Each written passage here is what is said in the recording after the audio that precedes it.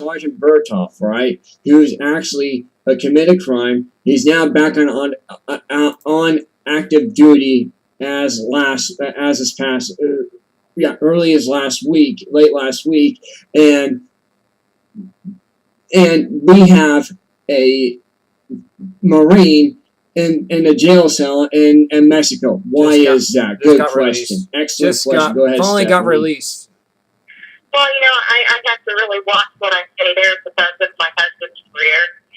But what it all boils down to, in my view, is Bertolf fits Obama's agenda, whereas Morrissey does not. Mm-hmm. Obama is taking the side of a traitor of a patriot. Right. That's the long and the short of it. Yeah.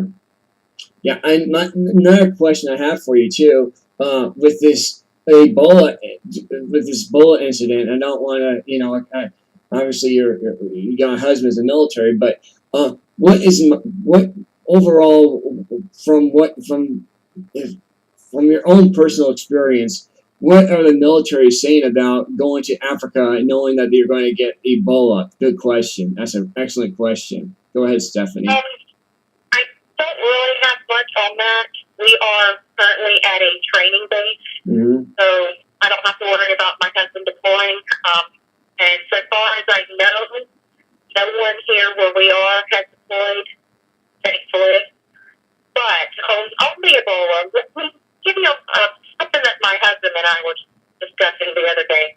My husband spent several years as a drill sergeant.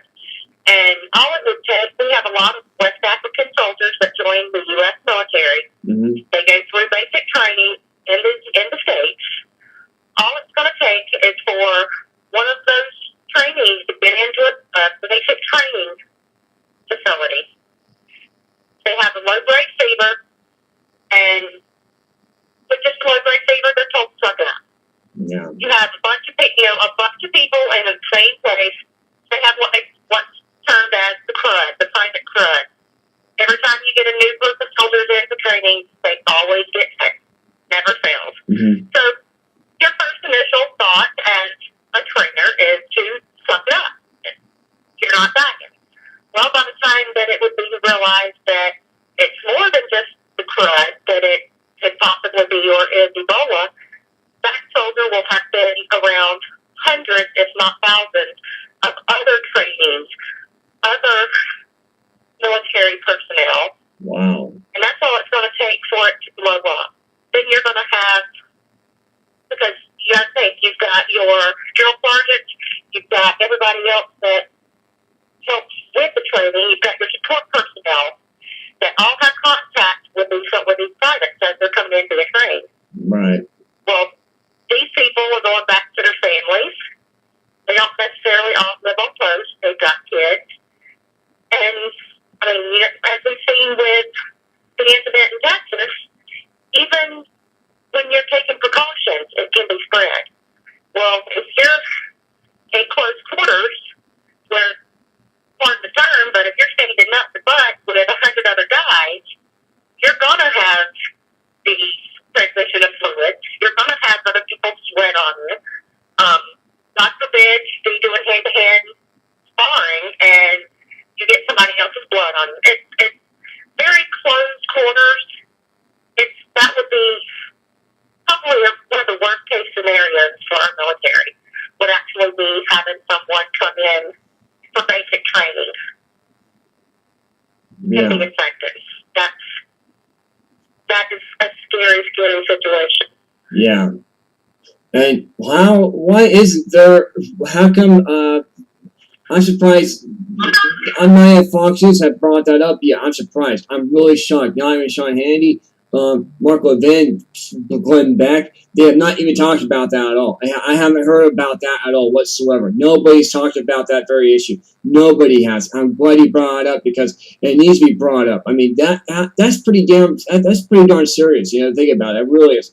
That is pretty darn serious, and nobody's addressing in this matter. Nobody has, and I'm glad we did this. This is one thing that we do to get. This is why we have people like you, Stephanie, out here to bring people who actually have a clear voice to understand what is really going on, and without fear of going to commercial bank, like going to Aflac or going to a Progressive Insurance. Progressive Insurance is their new slogan is we will destroy your insurance plan. You know, that's what Progressive Insurance does now. We will destroy your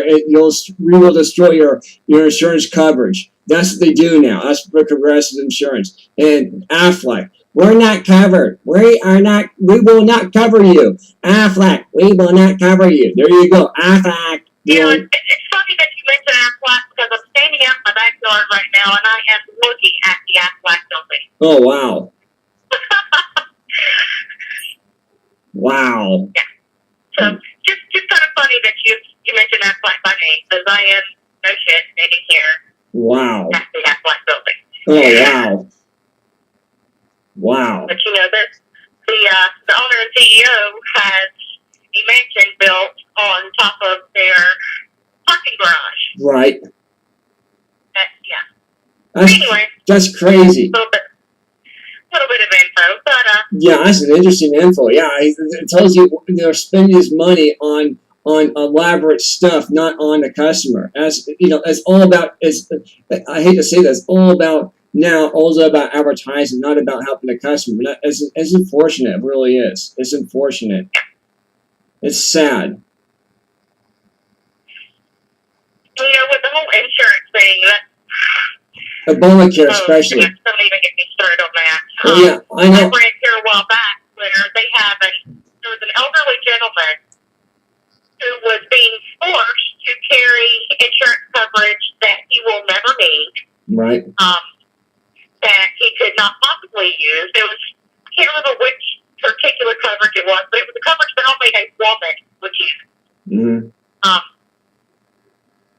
I mean, really? You've got a 73-year-old man who is being forced to pay for coverage on something that he will never, ever in his entire life need? Right. What's the point of that? Yeah, right. Like a knee replacement. You know, when people who or how about replacing a kidney? You know, it's like this is ridiculous. You know, I mean, I can see it might be good. You know, but at the same time, you can actually do organ donations. Where under Obamacare, you can't do that now. You cannot do organ donations anymore. They took that away now. They took away your freedom of organ donations under Obamacare. I just found that out, and this is under the page 17,924 page of the regulations that they have. They made 21,000 regulations under Obamacare. Page 17,920. Was it 23, 24? This is under there where you cannot do organ donations for family members or for friends. You cannot do that anymore. This is ridiculous. Where does it say in the Constitution where you cannot, if you want to donate your body to science, you can do that, and now they want to take this away? I mean, this is part of this is what you call freedom to do what you want to do with the supervision of your insurance company or your own doctor. You know, this is what's covered under the Constitution, and now that's being taken away from us. Why is that? Go ahead, Stephanie. Yeah, that's a good question. I honestly could not answer that one. Corruption and greed is pretty much my answer for that. Yeah.